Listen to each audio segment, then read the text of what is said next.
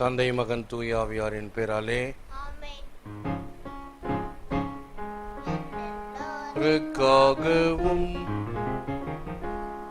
என்னாலும் காத்திருக்கும்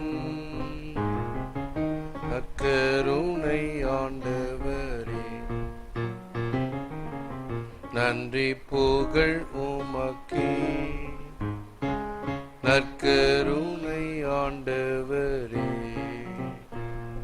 நன்றி புகழ் உமக்கே. நற்கருணை ஆண்டவரே, நன்றி புகழ் உமக்கே.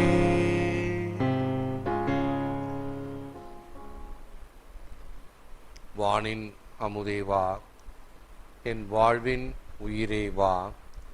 தேனின் இனிமை தேங்கும் சுனையே, தேற்றும் உணவாய் வா.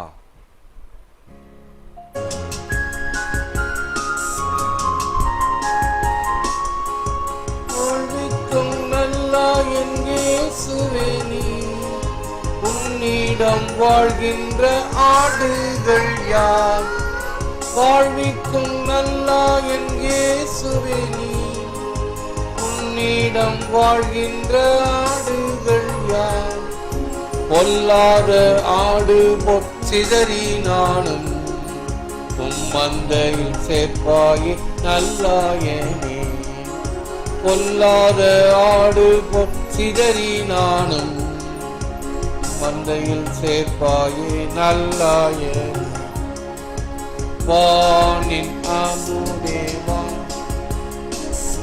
வாழ்வின் உயிரே வா. தேனின் இனிமை தேன் சுனையே, தேற்றும் உணவாய் வா. தேனின் இனிமை தேங்கும் சுனையே, தேற்றும் உணவாய் வா. Comfort my child, your sins are forgiven. மத்தேயு 9:2. மகனே, துணிவோடிரு, உன் பாவங்கள் மன்னிக்கப்பட்டன. கிறிஸ்துவின் நற்செய்தி. கிறிஸ்துவே உமக்கு புகழ். இயேசுவில் அன்பார்ந்த சகோதர சகோதரர்களே, அன்பார்ந்த தொலைக்காட்சி விசுவாசிகளே, a Chinese proverb goes like this: the man who pursues revenge should dig 2 graves, one for his enemy and one for himself. நீ பிறர் மீது வஞ்சம் வைத்திருந்தாயானால், அந்த வஞ்சம் தொடர்ந்து உன் உள்ளத்தில் அரித்து கொண்டிருந்தால், ஆங்கில வார்த்தை ஹார்பரிங் வெஞ்சன்ஸ், நீ உனக்காக மட்டுமல்ல உன்னுடைய எதிரிக்காக, அதாவது இப்படி சொல்ல வேண்டும், உன் எதிரிக்காக மட்டுமல்ல உனக்காகவும் ஒரு புதை குழியை தோண்டிக் கொண்டிருக்கிறாய். சங்கீதத்தில் ஒரு வரி இருக்கிறது: என் எதிரிகள் எனக்காக குழி வெட்டினார்கள், ஆனால் அந்த குழியில் அவர்களே விழுந்து மாண்டார்கள் என்றிருக்கும். அதுதான் உண்மை. உன் உள்ளத்தில் நினைப்பது நல்லதாக இருந்தால் உனக்கு நல்லதை விளைவிக்கும், தீயதாக இருந்தால் தீயதை கொடுக்கும். உன்னை கேட்காமல் இறைவன் உன்னை மீட்க மாட்டார். அகஸ்தீனார், to ask and you will be given. Forgiving and accepting forgiveness is the only way to make up for the past. உடைய கடந்த காலத்தை நிறைவு செய்ய வேண்டும் என்றால், அல்லது அதை மாற்ற வேண்டும் என்றால், உடைய கடந்த கால தவறுகளை மன்னித்து கடந்த காலத்திற்காக மன்னிப்பை இறைஞ்சினாயானால் அவைகள் கலைக்கப்படும். எப்படி கம்ப்யூட்டரில் டெலீட் பண்ணுறோம், அதில் 2 வகையானது உண்டு. சாதாரண டெலீட், பெர்மனன்ட் டெலீட். சாதாரண டெலீட் அப்படியே களைஞ்சு போய் குப்பை தொட்டியில் இருக்கும், டஸ்ட்பினில் இருக்கும். கம்ப்ளீட் டெலிட் குப்பை தொட்டியிலிருந்தும் எடுத்துவிடும். இறைவன் எப்படி நம்மை மன்னிக்கிறாராம்? முழுமையாக மன்னித்து அதை ஒரு மூட்டை கட்டி ஆழ்கடலில் போட்டு இங்கே மீன் பிடிக்கக்கூடாது என்று ஒரு பலகையும் எழுதி மேலே வைப்பாராம்.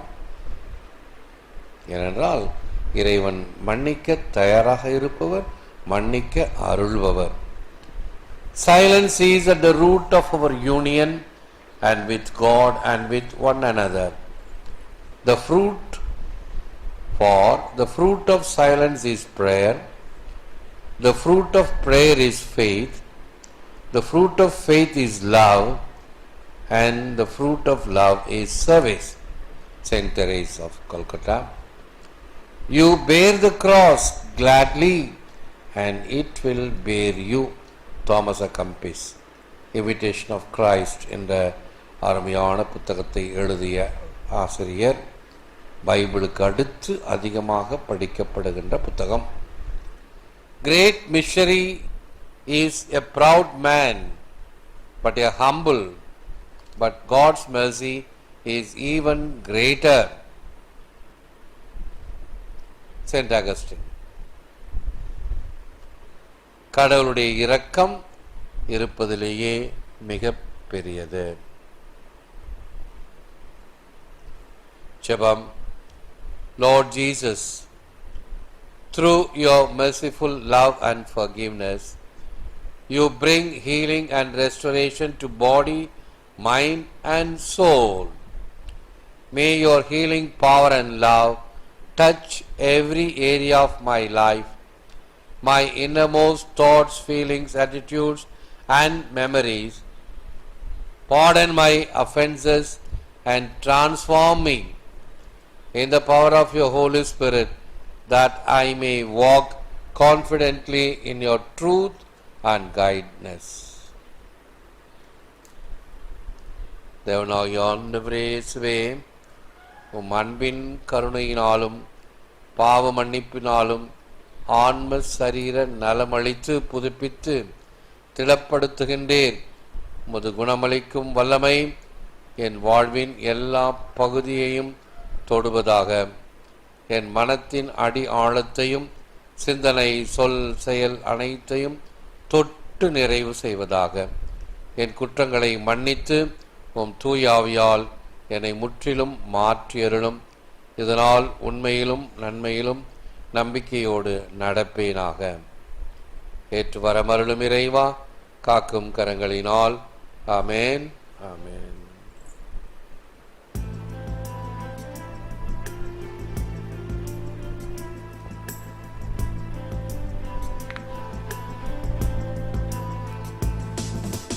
மாண்புயர் ஈவர் சாதனத்தை தாழ்ந்து பணிந்து ஆராதிப்போம். பழைய நியம முறைகள் அனைத்தும் இனி மறைந்து முடிவு பெருக. புதிய நியம முறைகள் வருக.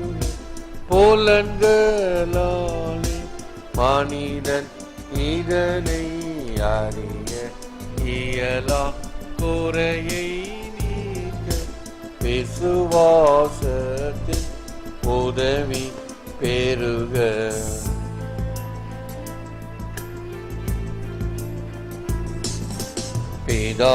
பிதாவர்க்கும் சுதனிவர்க்கும் புகழ்ச்சியோடு வெற்றியார்க்கும் மீட்பின் பெருமை மகிமையோடு வலிமை வாழ்த்து யாவுமாக. இருவரிடமோ வருகின்றவராம்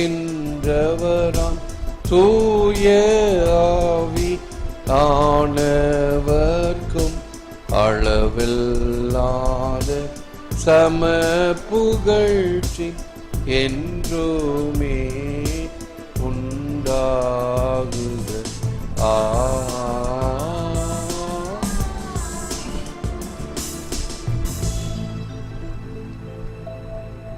ஜெபிப்போமாக. இறைவா, இந்த வியப்புக்குரிய திருவருட்சாதனத்திலே உம்முடைய திருப்பாடுகளின் நினைவை எங்களுக்கு விட்டு சென்றீர். உமது திருவுடல் திரு ரத்தம் இவற்றின் மறைபொருளை வணங்கும் நாங்கள் உம்மின் பலனை இடைவிடாமல் அனுபவிக்க அருள் புரியுமாறு உமை மன்றாடுகிறோம். இறைவனாக என்றென்றும் வாழ்ந்து ஆட்சி செய்கின்றவர் நீரே. ஆமென்.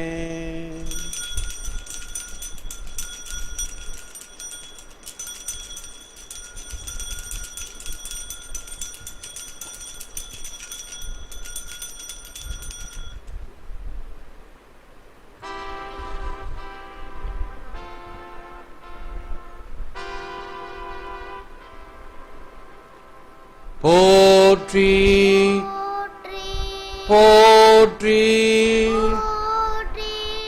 போற்றி.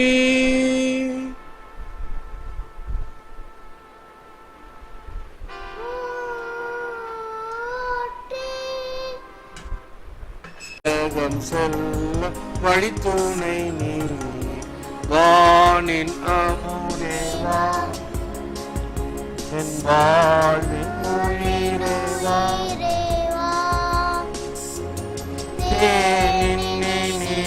தேங்கும் சுனை தேற்றும் உணவாய் வா. இனிமை தேற்றும் உணவாய் வா.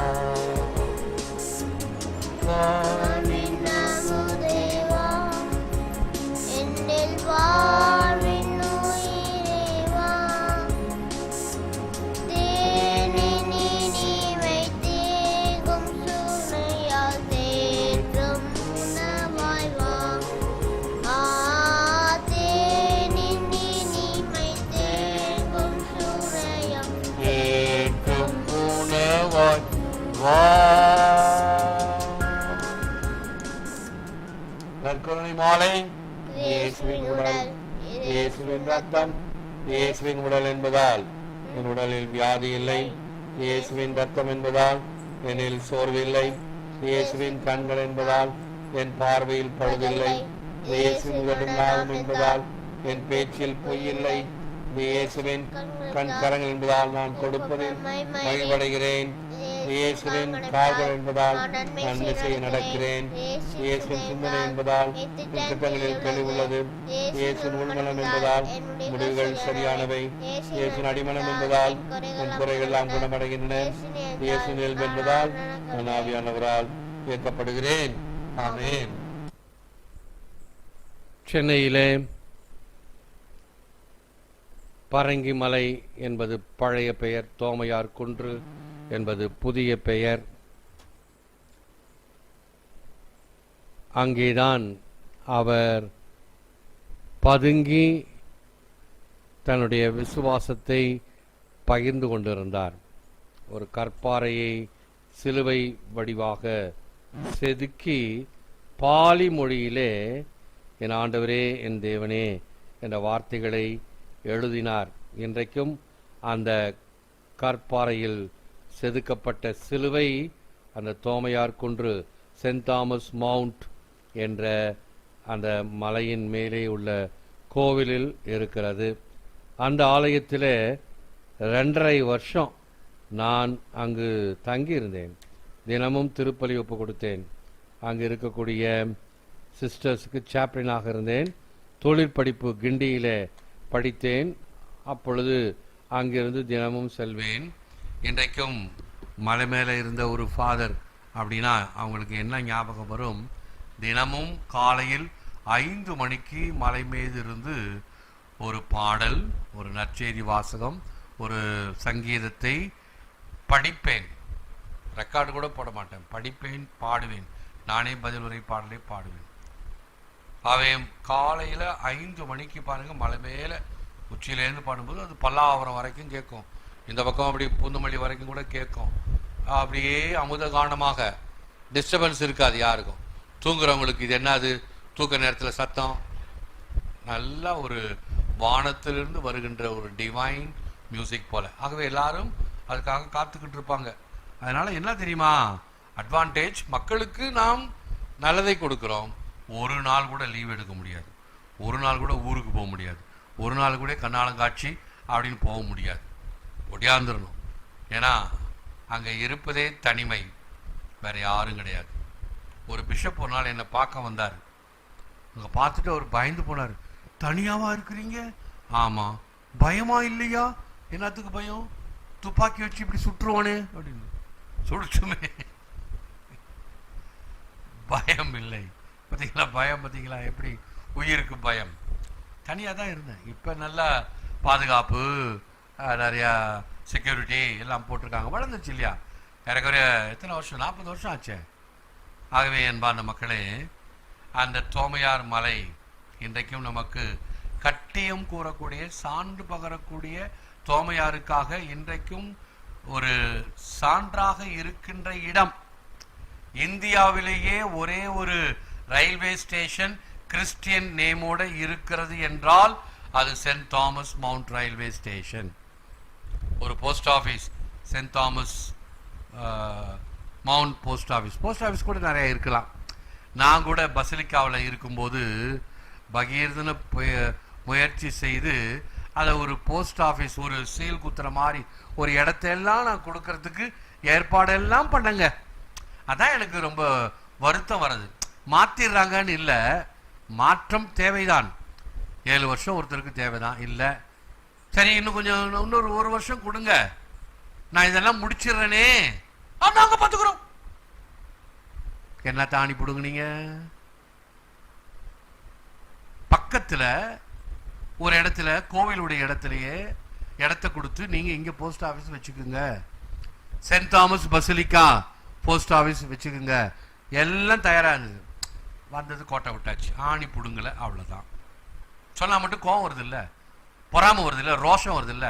செஞ்சீனா வெரி குட், இன்னும் உயர்த்தி இருக்கிறாய், பாராட்டுக்கள், நன்று நன்று, நல்ல ஊழியனே அப்படின்னு பாராட்டலாம். ஏற்பாடு பண்ணிட்டு வந்ததையே செய்ய காணும், அப்புறம் என்னத்த சொல்ற?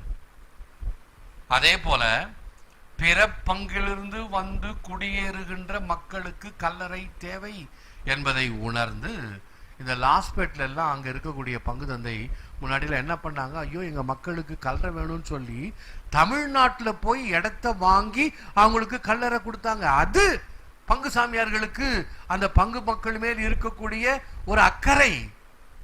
அலங்கானா இருக்கிற இடத்த கொடுக்கணும், எனக்கு தெரியாது, நீ எங்க வேணாலும் போய் போச்சுக்கோ அப்படின்னு. எங்க போச்சுக்கிறது? அவன் இறந்தவன் வந்து சடலத்தை வீட்டில் வச்சுக்கிட்டு அங்கேயும் எங்கேயும் அலையிறான். எங்க விற்கிறது, எங்க விற்கிறது? ஐயோ இங்க தர மாட்டேங்கிறாங்களே, இங்க உத்தரவு தர மாட்டேங்கிறாங்களே, கல்லறை எடுக்கணுமே, இன்னும் காரியத்தெல்லாம் செய்யணுமே. பொல்லாது பொல்லாது. அந்த ஏழைகளின் கண்ணீர் கூறிய வாழை ஒக்கம். இதெல்லாம் தெரியாம இருந்தா என்ன அர்த்தம்? அலைஞ்சி திரிஞ்சு இடத்த வாங்கணும். அதுக்கு ஒருத்தருக்கு நான் சண்டை போட்டு வாங்கி கொடுக்க வேண்டிய சூழ்நிலை. நீயா செய்ய வேணாம், நாமா செய்யும், உதவணும். ஐயோ இவங்க வீட்டுல ஒரு சாவாய் போச்சு, நாம போய் உதவணும். அதுவும் எப்படிப்பட்ட ஆளு? அவர் ஏற்கனவே இந்துவா இருந்து ஒரு ஈஸ்டர் அன்னைக்கு படிச்சு ஒரு 4 வருஷத்துக்கு முன்னாடி இயேசுவை ஏற்றுக்கொண்ட மனுஷன். ஞாயிறு தோறும் திருப்பலிக்கு வருவாரு. சும்மா மற்றவங்களை போல எங்க வீட்டுக்காரன் கச்சேரிக்கு போனான்னு கதை இல்லை. ஒரு 1/4 மணி நேரம் முன்னாடி வந்து ஒரு பை நிறைய சின்ன சின்ன ரோசஸ் வாங்கிட்டு வந்து அப்படியே ஆண்டவர் முன்னால், அந்த டபர்நாக்கிள் முன்னால் இருக்க படியில கடத்துவார். மேலே ஏறி போறதுக்கு கூட எனக்கு தகுதி இல்லை, படியில கடத்துவார். வேண்டிப்பாரு, எல்லாம் பார்ப்பாங்க, தெரியும். அவரு இறந்துட்டாரு, இங்க உனக்கு கலரை கிடையாது, நீ எங்க வேணாலும் போ அப்படின்னா என்ன நீ பங்கு தந்தை? இதெல்லாம் சொல்றேன்னு சொல்லி நிறைய பேர் என் மேல கோவப்படுவாங்க. ஐயா இதெல்லாம் சொன்னா தாங்க விடிவு காலம் பிறக்கும். இன்னைக்கு சாத்தாங்குளம் படுது பாருங்க, பாடு. உலகம் போற என்ன பாடு, அக்கு வர ஆணி வர கிளப்பிட்டு இருக்காங்க. வேற வழியில செஞ்சு ஆகணும். சிபிஐ வந்து அத்தனை ஆபீசரும் அங்க கேம்ப் அடிச்சு அக்கு வேற ஆணி வர. What a nonsense. மக்களுக்கு பாதுகாவலா இருக்க வேண்டிய நீ இவ்வளவு புல்லருவியா இருக்கிறாயா? மக்களுக்கு நம்பிக்கை ஏற்படுகின்ற அளவுக்கு அங்கு நீதி பிறக்க வேண்டும். வெரி குட், பாராட்டுக்கள், நன்றி. கொஞ்சம் தாமதமாகத்தான் நம்முடைய சிபிசிஐ தலைவர் இதற்கு ஒரு கண்டன கருத்து தெரிவிச்சிருந்தார். ஒரு 2 நாளைக்கு முன்னாடி தான் பார்த்தேன் நான். முதலில் வரும் கூக்குரல் நாம் முதலில் ஒலிக்க வேண்டும் தானே நம்முடைய பைபிள். பாதுகாப்பற்றவர்களுக்கு என் குரலை ஒலிப்பேன். ஆகவே தயவுசெய்து என் மீது அதைரியப்படாதீர்கள். Please don't get discouraged or scandalised. என்னுடைய அக்மார்க் தன்மை இது. உடைக்க வேண்டும், உண்மையை உரைக்க வேண்டும். ஆகவே யதார்த்தவாதி வெகுஜன விரோதி இருந்துட்டு போறேனே, உங்ககிட்ட நன்மையா இருப்பதனால எனக்கு ஒன்றும் பிரயோஜனம் கிடையாது. உனக்கு தலையாட்டிட்டு போகணும் கிடையாது. ஆண்டவருக்கு நற்பனா இருந்தா போதும். நான் என் ஆண்டவர், எனக்கு என்ன குறைவு? அதான் என்னுடைய விருது வாக்கு. அவை நாளை தினம் என்னுடைய திருநாள், சென்ட் தாமஸ் ஃபீஸ்ட், என் பெயர் கொண்ட புனிதர். அவர் எப்படி இந்தியாவுக்கு வந்து சான்று உரைத்தாரோ, ரத்தம் சிந்தி சான்று பகர்ந்தாரோ, அதுபோன்று நம்முடைய திருச்சபைக்கு நாம் சான்று பகர வேண்டும். ஒவ்வொருத்தரும், ஞானஸ்நானம் பெற்ற ஒவ்வொருவரும் சான்று பகர வேண்டும். அதில் இன்னும் அதிகமாக யாரெல்லாம் அழைக்கப்பட்டவர்களாக இருக்கிறோமோ, அழைக்கப்பட்டவர்களா யாரு? குருக்கள், கன்னியர்கள். அழைக்கப்பட்டிருக்கோம் இல்லையா? ஆண்டவருக்கு முன்னாடி வாக்கு கொடுக்கிறோம் அல்லவா? நாங்களாவது பரவாயில்ல, மௌனமா இருப்போம். குருக்கள் பிஷப் பேர் சொல்லி அனுப்பாரு, அதோ வருகிறேன் ஆண்டவரே அப்படின்னு போய் மௌனமா நிற்போம். அப்படியே சாஸ்தாங்கமா விழுந்து வாக்கு கொடுப்போம், புனித பிரார்த்தனை பாடுவோம். இந்த சிஸ்டர்ங்க இருக்கிறாங்களே, ஓ மகா பரிசுத்த திருத்துவமே, எப்பா எப்பா என்னென்ன பெரிய வார்த்தைகள் தெரியுமா? ஓ மகா பரிசுத்த திருத்துவமே, உங்களுக்கு எல்லாவற்றையும் நாங்கள் கொடுக்கிறோம், சரணாகதி ஆக்கிறோம், எங்கள் உயிரையே கொடுப்போம். இது கூட கொடுக்க மாட்டேங்கிற.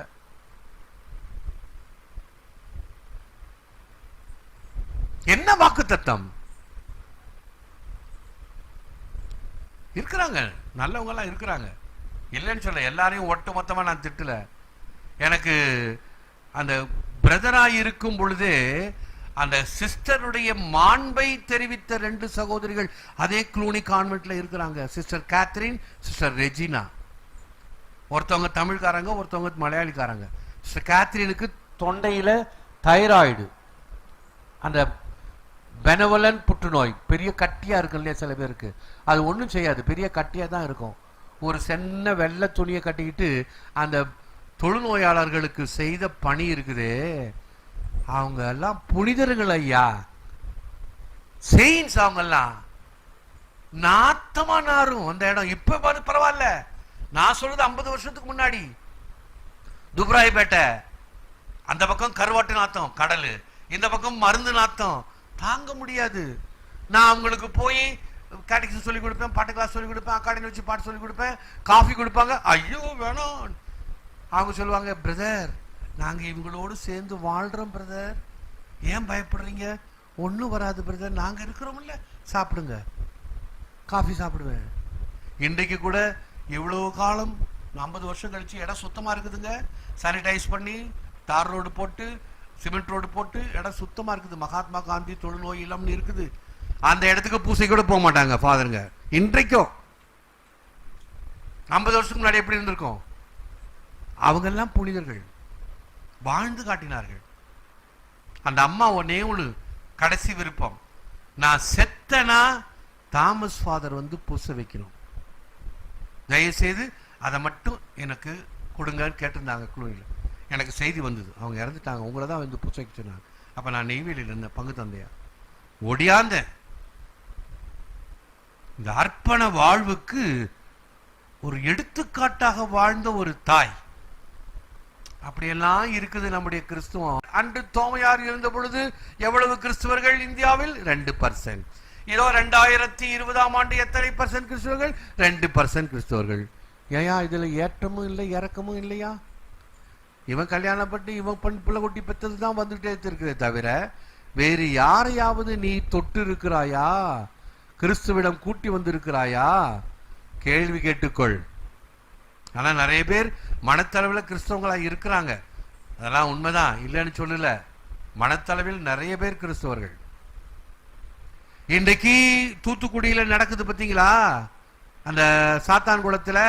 அதுல உள்ள வேறொன்று பார்த்தா யாரெல்லாம் கிறிஸ்டியனா இருக்கிறாங்களோ அவங்களுக்கெல்லாம் வெளுத்து வாங்குறான். இப்ப கழி திங்க போற ஆட்கள். அரசன் அன்று கொள்ளும் தெய்வம் நின்று கொள்ளும் விடாது. சொல்றாங்க இல்லையா கொச்சையா, கடவுள் இருக்கிறாரு குமாரு, கடவுள் இருக்கிறாரு, இல்லாம போயிட்டாரா? எவ்வளவு நாளைக்கு நீ இப்படி பஜனை பாடிட்டு இருப்ப? எத்தனை பேரை இப்படி பண்ணிட்டு இருப்ப? நோன்றான், ஒருத்தன் காணா போயிட்டான், எங்க போனாலும் தெரியலையா. இதுதான் உண்மையான ஜனநாயகம், இதுதான் உண்மையான அந்த கூக்குரல், உள்ளிருந்து எழுகின்ற இந்த ஏழை கூவி அழைத்தான், ஆண்டவர் அவனுக்கு செவி சாய்த்தார். அன்பார்ந்தவர்களே, இப்படிப்பட்ட ஒரு உரத்த சிந்தனையை உங்களுக்கு கொடுக்கின்றேன். சிலருக்கு இதெல்லாம் பிடிக்காது, வேற வழி இல்லை. சும்மா ஒரு கட்டி சரியாகணும்னு சொன்னா மேலாக களிம்பு பூசினா போதாது, அந்த கட்டிக்கு கொஞ்சம் ரண சிகிச்சை செய்யணும், வலிக்கத்தான் செய்யும். அந்த வேரை எடுத்தால் தான் கட்டி ஆறும். பை நான் நேற்றே சொன்னேன், என்னுடைய கால் கட்டி குணம் வந்த புண்ணுக்குன்னு எல்லாம் சரியா போச்சு. இறைவனுக்கு நன்றி, இறைவனுக்கு நன்றி. ஒரு ஸ்பெஷல் தேங்க்ஸ் யாருக்கு தெரியுமா சொல்லணும்? ஒரு இன்டர்செசர் அந்தோனியாருக்கு சொல்லணும். போன மாசம் அந்தோனியார் திருநாள் இல்லையா, ஜூன் மாசம். அந்தோனியார் பேரால வேண்டிக்கிட்டேன், அந்தோனியாரே நீ தான் எல்லா நோய் நொடியெல்லாம் குணமாக்குறதுக்கு பரிஞ்சு பேசுறீங்க இல்லையா, நீங்க இல்ல இயேசுதான் பரிஞ்சு பேசுறீங்க இல்லையா, ஆண்டவர்கிட்ட சொல்லுங்க, நம்ம பையன் ரொம்ப கஷ்டப்படுறான், என்ன ஆண்டவரே கொஞ்சம் கருணை கண் பாருங்களேன் அப்படின்னு சொல்லி வேண்டி அந்த காலில் அந்தோனியார் ஒரு அந்த அரளிக்கம் தாங்கிய ஒரு கயிறு ஒன்று கட்டினேன். எல்லாம் மற்றவங்களாம் என்ன நீங்க கூட ஃபாதர் கூட நீங்க கூட இப்படி எல்லாம் பாக்குறீங்களே, மூட நம்பிக்கை, காப்பு கயிறு, அந்தோனியார் கயிறுன்னு சொல்லலாம். கட்டினேங்க. ஒரு 4 நாளைக்கு முன்னாடி இரவு தூங்கும் பொழுது தானா அந்த கயிறு கழண்டிடுச்சு. இறைவனுக்கு நன்றி. கட்டின என்ன அர்த்தம்? உனக்கு சரியா போச்சு, இனிமேல் இந்த கயிறெல்லாம் வேணாம், காப்பு கயிறுலாம் வேணாம், சரியா போச்சு. இதை கூட ஏன் சொல்றீங்க? அடுத்தது எப்படி சாக்கலான்னு உங்களுக்கு இருப்பாங்க எதிரிகள். இதை வென்று வந்து விட்டாரா, அடுத்த கட்டம் என்ன செய்யலாம்? செய்யட்டும், எதுவரையிலும் ஏற்பேன், வறுமையிலும் வாழ்வேன், வளமையிலும் வாழ்வேன். அந்த தேவாரம் வார்த்தைகள், இடரினும் தளரினும் எனது ஒரு நோய் தொடரினும் என்றும் உன் கடல் தொடுவேன். இந்த கருத்தோடு ஆண்டவரிடம் நம்முடைய மன்றாட்டுகளை சமர்ப்பிப்போம். நாளை தினம் சிறப்பு திருப்பலியிலே ஒப்பு கொடுத்து தோமையார் வழியாக நாம் பெற்றுக்கொண்ட நன்மைகளுக்கு நன்றி கூறுவோம். ஜெபிப்போமாக. எல்லாமல் இறைவாமத மக்களாகி நாங்கள் ஒப்பு கொடுத்த இந்த திருப்பலியின் வழியாக நாங்கள் எல்லா வளமும் நலமும் பெறுவோமாக. குறிப்பாக இன்றைய தினம் திருமணம் நடக்க இருக்கின்ற தம்பதியர்களை ஆசீர்வதியும். இந்த மணப்பெண்ணின் தந்தை அபுதாபியில் சிக்கி இருக்கிறார், வர முடியாத சூழ்நிலை. அவருக்கு நீரே ஆறுதலும் தேர்தலுமாக இருந்து இந்த ஆன்லைன் வழியாக இந்த திருப்பலியை பார்ப்பதற்கு ஏற்பாடுகள் செய்யப்பட வேண்டும் என்று ஆசிக்கின்றோம். மேலும் எங்களுக்கு எல்லா நன்மையும் தாரும். உங்கள் மன்றாட்டுகளை எங்கள் ஆண்டவராய கிறிஸ்து வழியாக மன்றாடுகிறோம். ஆண்டவர் உங்களோடு இருப்பாராக, எல்லாம் வல்ல இறைவன் தந்தை மகன் தூய ஆவியார் உங்களை ஆசீர்வதிப்பாராக. ஆமென். சென்று வாழுங்கள், திருப்பலி நிறைவேறிற்று. இறைவா உமக்கு நன்றி.